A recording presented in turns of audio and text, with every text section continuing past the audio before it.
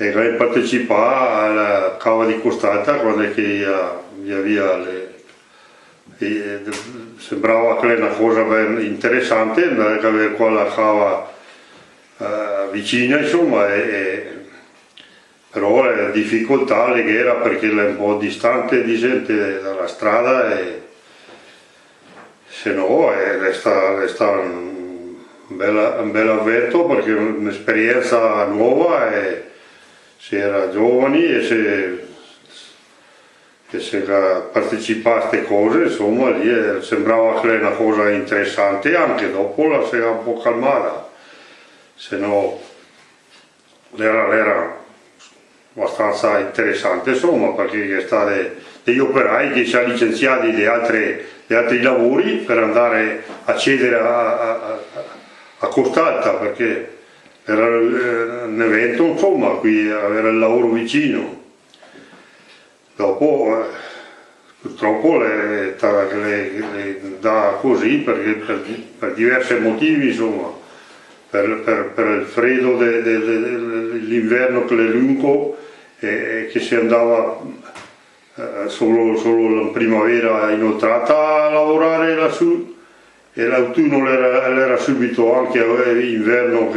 subito freddo perché dopo il settembre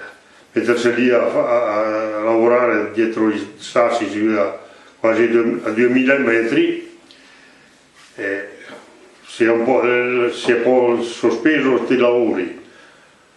Dopo che era appunto sta teleferica che la portava giù questi cubetti, purtroppo era un po' lenta la cosa, insomma, no? Lì appunto cosa era abbastanza socievole di gente come gruppo, perché si era tutti paesani e giovani, è stata una bella esperienza, insomma, ecco, interessante.